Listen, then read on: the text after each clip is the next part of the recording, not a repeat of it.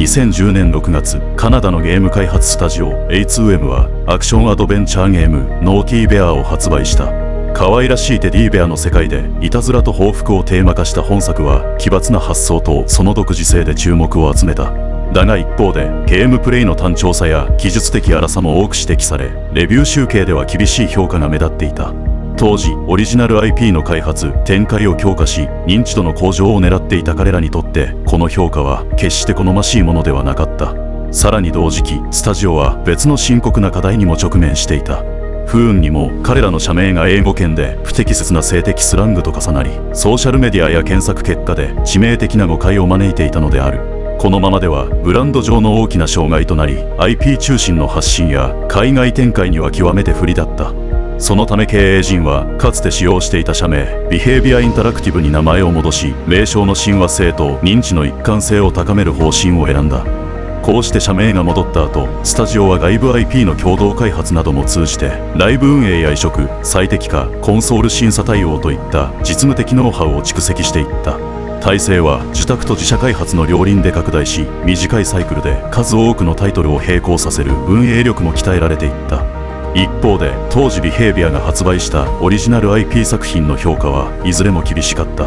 革新性が薄い、単調、独自性に乏しい、子供向けといった評価が並び、ノーティーベアの続編を含めて商業的にも伸び悩みが続いた。しかしそれでも彼らは制作を止めず、開発プロセスの反復や品質管理の標準化、プレイヤーフィードバックの取り込みといった基礎を地道に磨き上げていった。運営の成績リストにも頻繁に目を通し、1週間後に戻ってきたプレイヤーの数やマッチングの待機時間、クラッシュ率などの指標を点検し、そこから調整と改善の優先順位を決める判断力も養っていった。そして転機はゲーム設計会議で行った体験軸の再定義にあった。派手なギミックやライセンスに依存するのではなく、人間の本能に直接触れる感情のコアを中心に作品を創造すべきではないか。瞬間的な驚きではなく、持続する緊張と恐怖をルールから生み出せないか。さらに遊ぶものだけでなく観戦者も楽しめる分かりやすさをゲームデザインに織り込めないか。こうした再定義を行っているうちに、やがて彼らの中で一つの問いが生まれていった。恐怖は個人ではなく複数人で共有できるのではないか。この問いは後の作品を方向づける羅針盤となっていった。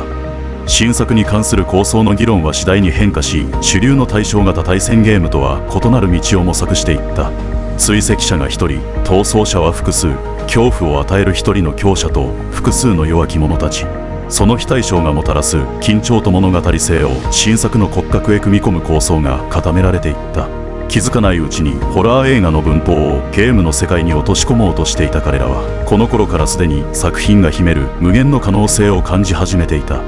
ゲームディレクターのマシュー・コーテはプレイヤーに恐怖を与えることを目標に定めると、作品の世界観や空気感を想像する上で1970年代から90年代の古典的スラッシャー映画を参考にしていたことを後年のインタビューで語っていた。殺人鬼は人工知能ではなくプレイヤーによって操作されます。生身の人間に勝る知性はないです。人間は AI では再現できない緊張感を生み出します。そして他のプレイヤーと対戦することで常に新鮮さを保てます。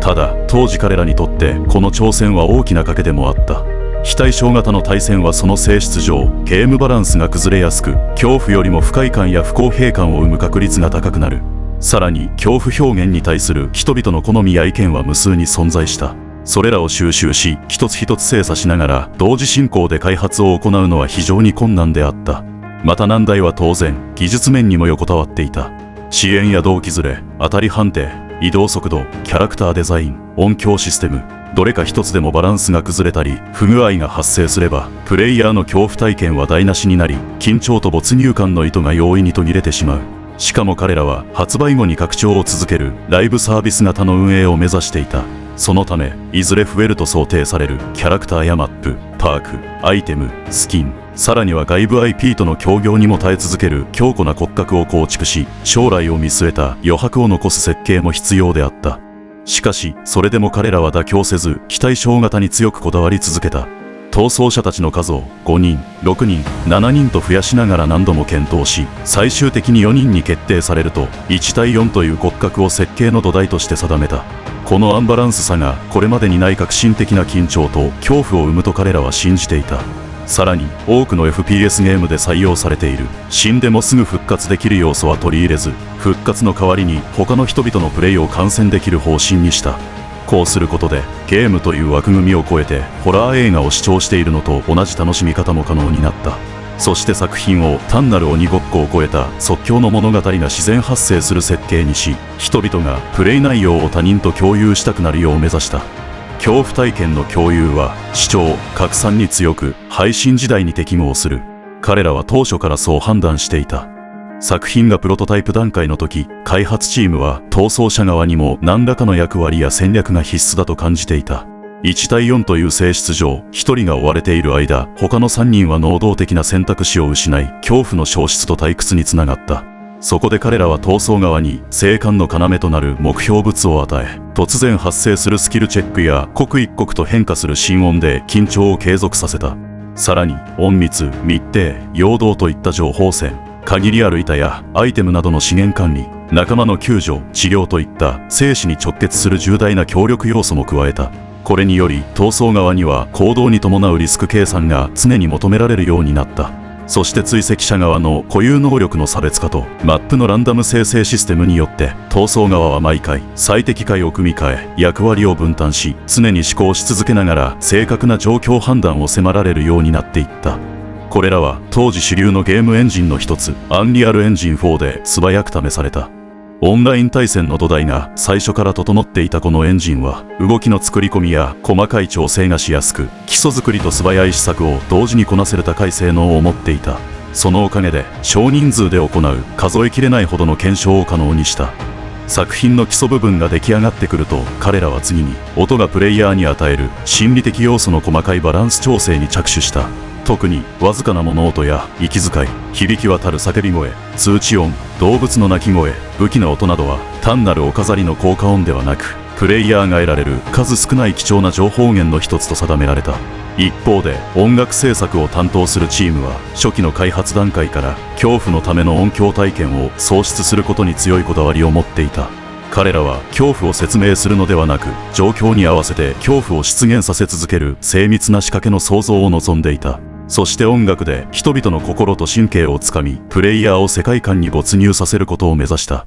まずゲームの心臓部ともいえるメインテーマは不気味に揺らぐ旋律が用いられた。さらにこれから始まる死闘への覚悟と恐怖心をじわじわと煽り立て、プレイヤーの心拍数を徐々に高めるような低く重いベース音と不協和音も積極的に取り入れた。これによりプレイヤーは未知への恐怖と不安を直感的に感じ取るようになり、一瞬でゲームの世界観へと引き込む効果が生まれた。まさにそれはこれまで無機質だったゲームの世界に息が吹き込まれ、生の恐怖を肌で感じられるようになった瞬間だった。続いて追跡者側のテーマは基本的な同じリズムを保ちつつ、狂気と威圧感を感じさせる激しいディストーションエフェクトや深いリバーブ、断片的な音が採用された。現在では各キャラクターに専用音楽が与えられているが、当時の目標は特定のキャラクターを目立たせることよりも、カルガワであることそのものを象徴する音を作ることだった。カルガワが放つ狂気や威圧感を音で表現しながら、聞き手の精神をかき乱し、これから猟奇的な殺戮が始まるという前提を先に聞かせておく。そうすることで、まだマッチが始まっていない段階からプレイヤーはじわじわと圧迫感を与えられ、カルガワの狂気の世界に引きずり込まれる感覚を味わうことになった。逆に逃走者側のテーマは生存へのわずかな希望と悲壮感を表現するために、アコースティックの柔らかな音色が採用され、どこか人間的で少しだけ心細さを残した響きになるよう作曲された。そして恐怖に立ち向かう小さな抵抗の象徴としながらも、安定しきらない揺らぎを残すことでプレイヤーにこれから始まる試練の厳しさを静かに知らせていた。こうした2つの対比がカル側とカラレル側の心理を鮮明に切り分け、後に増えるキャラクターたちの作曲土台となった。開発初期の音楽制作者マイケル・エイプリル氏は、追跡側の一直線で不滅の意志を音で表すために自分の思考を爬虫類脳のモードへ切り替えたと後年打ち明けていた。さらに彼は実機プレイに合わせてスコアを書き換える手法を取り、音楽がゲーム体験の全てに継ぎ目なく馴染むよう段階的に調整を重ねた。ゲームの性質上、プレイヤーがいつどこで何を引き起こすか予測できなかった制作者たちは、映画のように固定された順序で音楽を流すのではなく、状況に応じてビートと音色が自然に移り変わる適応型オーディオを設計した。このダイナミックな音響演出によって心拍数の高まりをリアルタイムで表現することが可能になり、恐怖の強度を数値ではなく直感的に理解できる指標となった。そしてプレイヤーは徐々に追い詰められる緊迫感や死の恐怖をよりリアルに体感できるようになった。しかし恐怖をどこまで高め、どの程度までストレスを与え続けるべきか、さらには実際に遊んでいるプレイヤーの恐怖体験と感染映えをどう両立させるかは継続的な論点であり続けた。そこで開発チームは一旦手を休め、恐怖の核を明確に定義することにした。それは単なる驚かせ方や典型的なホラー演出の技巧ではなく、プレイヤーが感じる予期できない危機と理解できる恐怖のバランスを明確化することだった。マッチ開始から最後まで常在する張り詰めるような緊張感と焦り、そして言葉や数値では表現できない生の恐怖をラウンド全体で保つこと。これが成立するための最低限の構造を彼らは最小コアと呼び、どのような要素がそれを支えているかを細かく分析していった。例えば心音の距離、追跡者の視界の範囲、逃走者の足跡が消えるまでの秒数、目標物の配置間隔、マップ全体の明暗コントラスト、板や窓などの抵抗物の数、追跡開始とともにピークに達する音楽の音量。これらの演出や数値調整は全てプレイヤーの緊張を一定の幅に保つための支柱として位置づけられていった。追跡者側の固有能力とパークは恐怖の形式そのものであり、強すぎれば逃走の物語が生まれず、弱すぎれば恐怖が薄れた。逃走者側のパークは緊張の維持を核に設計され、プレイヤーが生還への希望を託せるよう目指された。しかし両陣営ともに似た効果を持つパークだけで構成を固めたり、多くのプレイヤーから強いと判断されたパーク構成が蔓延すると、ゲーム展開が定番化しやすく、マンネリにつながる課題があった。そこで開発チームはパークの効果そのものは見れば即座に理解できるようにしつつ、使うタイミングやリスク、発動条件の難易度などを段階的に設計し、見るだけで効果を理解できるが、実際にマスターするには練習とスキルが必要という適切なバランスを探り続けていった。そして同時にプレイヤーが感じる理不尽に対する不快感と未知への恐怖との境界は繰り返し入念に検査されていた。心音や足跡、うめき声、追跡者の視線、通知システムなど重要な情報の伝え方はプレイヤーの納得感に大きく影響した。特にプレイヤーが負けた理由を理解できないとき、恐怖は一気に不快へ変質したため、説明がなくても直感的に理解できるギリギリの情報密度を探り、やがて必要最低限の UI や演出、ルールへと収束させていった。こうしてプレイヤーに恐怖を感じさせるには、理不尽な不安ではなく、理解できる範囲の不確実性が必要であることを学んだ彼らは、その一線を守るために恐怖を壊さない条件を社内で明文化していった。開発会議では恐怖が薄れるなら採用しないというルールが繰り返し確認された。新しい要素やアイデアを加えるたびに、それらが恐怖の核を損なわないかを慎重に検証し、もし破綻の兆しが見えれば、たとえ魅力的な機能でも躊躇なく削除された。こうした取捨選択は生の恐怖体験を守るという大原則に忠実に従った結果であり、ゲームが成長するほど設計上の羅針盤として機能していった。そして将来、どんな追加要素が重なっても作品の骨格が崩れず、根底に流れる恐怖の感覚が変質しないよう支え続けた。これら一連の試行錯誤と並行して、ホラー作品の要となる物語設定の構築も進められていった。殺戮が行われる舞台背景、試練の仕組み、登場人物の位置づけなど、ゲームの芯である恐怖体験を損なわない範囲で世界の輪郭が少しずつ固められていった。当初、各キャラクターの背景ストーリーは映画や小説で用いられる物語の法則に従って詳細に描くべきだという意見が優勢であった。だが、情報量が過剰になればプレイヤーは圧倒され興味を失ってしまう可能性があった。一方で、短すぎれば親近感や愛着が育たず、キャラクター選択は見た目や能力に偏りやすくなり、最悪全く選ばれないキャラクターが出る恐れもあった。そこで要点を絞った短い記述にあえて解釈の余白を残す方針が取られた。すなわち細部を断片的に示しつつもキャラクター性を定義する核だけを明確にし、残りはプレイヤーの想像と体験の中で保管される余地を意図的に確保する手法だった。この表現方法はその後作品の成長とともに変化していくが、代わりに各キャラクターがロビー画面や儀式中に見せる独特な仕草、短いセリフ、笑い声などに継続して反映されていった。プレイヤーの関心を引き、キャラクターへの興味が継続的に深まっていく強固な土台が整えられると、開発はようやく佳境に入っていた。この頃には作品を貫く独自の世界観がはっきりとした形となっており、将来作品が拡張や調整を重ねても恐怖の核が決してぶれない物語が完成していた。ゲームの舞台である霧の森はエンティティと呼ばれる超常の存在が創造した領域で、そこにいる者たちは終わりなき試練の循環に永遠にとらわれ続けていた。一回の儀式は短い起承転結で区切られ、殺人鬼は生存者の処刑を目的とし、生存者たちは生還を目的としていた。しかし、たとえ命を落としても物語が終わることはなく、逆に全員を処刑しても決して解放は訪れず、彼らは毎回記憶を消され、再び焚き火の元へ呼び戻されていた。死がそのまま解放や終わりを意味しないこの世界では、恐怖と絶望が何度でも蘇っていく。こうして一つのフレーズが生まれた。死に救済はない。後に作品のサブタイトルとなるこの言葉は、開発者たちが思い描いた世界観を短く的確に言い表していた。また同時に死を選べば楽になれるというこれまでの常識を退け、永遠に繰り返される恐怖の連鎖を宣言していた。そしてホラー映画の世界観をプレイヤーに体験させることをテーマにしたこの作品は、夜が明けるまでに生き延びるという緊張感と恐怖のコンセプトを込めてデッドバイデイライトと名付けられた。2016年6月14日、作品は静かに世に送り出された。1対4の非対称型ホラーのこの作品は、基本のルールが単純ながらもはっきりとした緩急があり、索敵と隠密、追跡と逃走、生と死という明快な物語が多くの人々を魅了した。与えられるわずかな情報と資源はプレイヤーの感情と意思決定を常に揺らし続け、キラーごとの固有能力や多種多様なパーク構成、ランダム生成されるマップ、さらには不運や偶然が織りなすカオスとその予測不能性がシンプルなのに奥が深いという高い評価につながった。狩るものと狩られるものという原初の構図は、人々の内側に眠る狩猟本能と闘争本能を呼び覚まし、遊ぶものだけでなく見るものにも同じ緊張と興奮を伝えていった。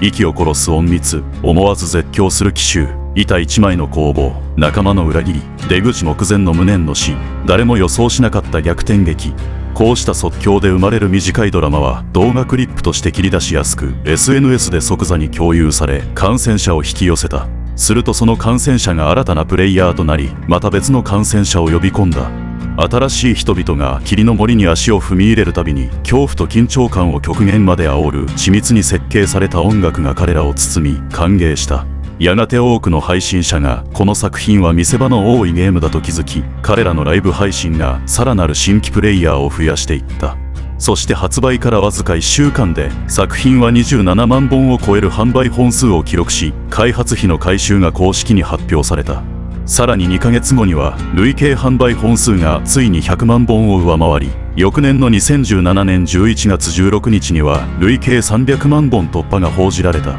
これらの知らせは開発段階で描かれていた見れば理解でき、共有され拡散されるというループが実際に作動していた証拠であった。恐怖は個人の内側に閉じた感情ではなく、共有される体験としての設計が見事に機能し、長期運営という次なる野望が現実味を帯びてきた時、ビヘイビアのもとにさらなる幸運が舞い込んできた。パブリッシャー企業のスターブリーズがそれまで保有していた DVD のパブリッシング権を総額1600万ドル相当でビヘイビアに売却したのである。これにより開発と運営の流れは一本化され、物事を決めるまでの時間が飛躍的に短くなっていった。今後の方針も拡張と最適化を一つのロードマップで管理する計画へと再編され、基盤の安定と追加開発の同時進行が可能となった。さらにアップデートやコラボレーションの調整も自社裁量で素早く行える体制が整うと、コミュニティから届く様々な要望や意見をこれまで以上に短いサイクルで製品へ反映できるようになっていった。だが、かつて誓った恐怖の核を守るという原則は決して変わらず、意思決定の最後の砦として揺らがなかった。そして現在もその規律の下で作品は拡張と調整を重ね、コンテンツの幅を広げながら人々の恐怖体験と霧の森に響く無数の悲鳴を守り続けている。こうして確かな手応えと揺るぎない自信がビヘイビアの中で浸透し始めていたある日、ディレクターのマシュー・コーテはインタビューを受けた。内容は DVD が抱える未解決の課題についてだった。大成功を収め、世界各地で熱狂と賛辞の声が上がっている陰で、致命的な不具合やチーターに対する批判も確かに存在していたのである。目の前にマイクが向けられるとコーテは一瞬考える素振りを見せた。彼にとってもバグやチーター問題は大きな悩みであり、この先も永遠の課題になることは明白だった。だが同時にデータと大勢の人々の声が裏付ける DVD の明るい未来も否定できなかった。このゲームは無限の可能性を秘めている。彼らが開発初期に抱いたこの思いは今や確信に変わっていた。わずかな不安と希望が入り混じる中、マシュー・コーテは平静を装いながら口を開いた。そして淡々と、しかしどこか自重を含んだ率直さでインタビューにこう答えた。今のところなかなかいい仕事ができていると思います。